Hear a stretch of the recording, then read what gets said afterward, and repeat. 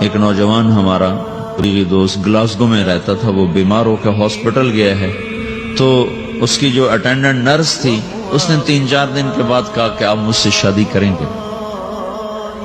اس نے کہا میں مسلمان ہوں، تم کرسچن ہو؟ کہا میں مسلمان ہو جاؤں، اگر آپ شادی کر دو تو میں مسلمان ہوں۔ اس نے کہا تم کس وجہ سے مجھے یہ پیشکش کر دو؟ وہ کہنے کہ میں 3 دن سے تمہیں دیکھ رہی ہوں تو کہ تم نے ایک دفعہ بھی نظر اٹھا کے مجھے نہیں دیکھا، میں نرس ہوں، میری زندگی یہاں گزری ہے، میں نے کوئی نوجوان ایسا نہیں دیکھا جو لڑکی کو دیکھ کے نظر جھکا لیتا ہو، میں پہلی دفعہ اپنی زندگی میں کسی کو دیکھ رہی ہوں کہ جب اس کے سامنے میں آتی ہوں تو اس کی نظر جھک جاتی ہے، تو مجھے یقین ہو گیا تیرے اندر سچائی ہے۔ وہ مسلمان ہو گئے، اس نے آگے کتنی بچیوں کو مسلمان کیا۔ پھر اشفاق احمد صاحب مرحوم تھے، یہ ڈرامہ رائٹر، ان سے اچھی سلام دعا تھی میری، تو ایک دن مجھ سے کہنے لگے کہ میں تبلیغ کے کام سے متاثر ہوا ہوں انگلینڈ جا کر، پاکستان میں نہیں انگلینڈ جا کر، تو میں ایڈنبرا میں پارک میں بیٹھا تھا، میری بیوی میرے ساتھ بیٹھی تھی، تو ایک جماعت آئی، انہوں نے آ کر اذان دی مغرب کی اور نماز پڑھی۔ نماز کے بعد 13-14 لڑکیاں بھاگ کے آگے آئیں ان سے بات کرنے کے لیے، تو میں نے بیوی سے کہا آؤ سنو یہ کیا کہنے کہتے ہیں، تو کہا ہم دونوں بھی پہنچے، تو جس نے جماعت کرائی تھی نا اس کو ایک لڑکی آگے بڑھ کے کہتی آپ کو انگلش آتی؟ کہی آتی ہے۔ کہی آپ نے کیا کیا ہے؟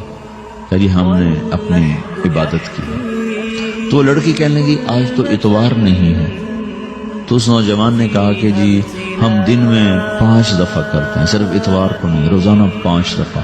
وہ لڑکی کہنے لگی یہ تو بہت زیادہ ہے، آپ اس کو کیسے نبھاتے ہیں؟ تو اس نے اس کو جواب دیا، 2-3 سوال اس نے اور کیے، جواب دیا، تو کہنے لگی اچھا بہت مہربانی، اس نے سے ہاتھ بڑھایا آگے ملانے کے لیے نا، تو وہ نوجوان کہنے لگا میں آپ سے معافی چاہتا ہوں، میں آپ کو ہاتھ نہیں ملا سکتا۔ تو اس لڑکی نے کہا کیوں؟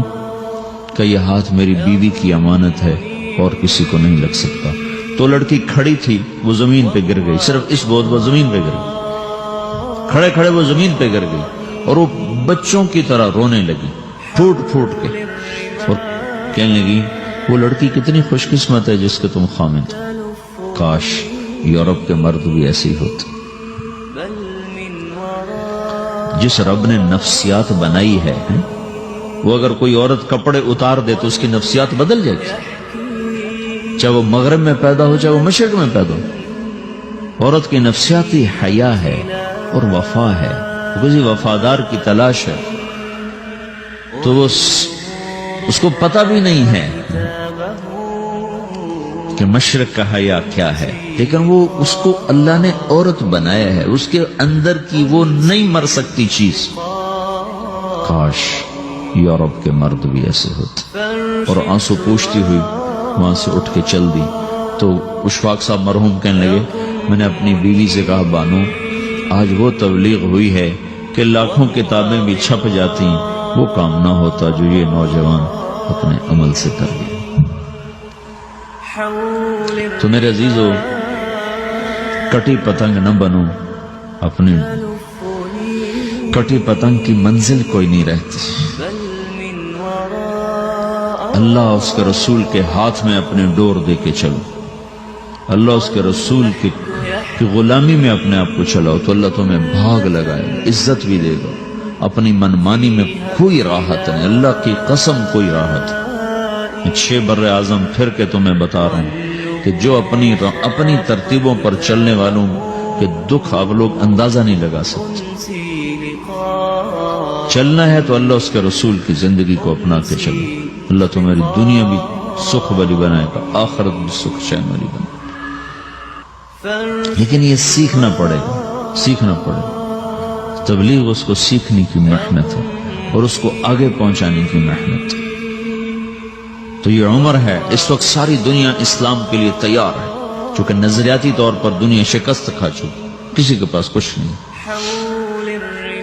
تو ہمارے پاس ایک ایسا خوبصورت نظریہ ہے کہ جو ان کو بڑی تیزی سے اپنی طرف کھینچ سکتا ہے، اور اللہ کا احسان ہے کہ تیزی کے ساتھ نسلوں کا رخ اللہ کی طرف ہو رہا ہے۔ تھوڑی ہمت کرو، چھٹیوں کا وقت تبلیغ میں دو، باقی وقت اپنی تعلیم کو دو، گھر جاؤ تو ماں باپ کے خادم بن کے رہو، نوکر بن کے رہو۔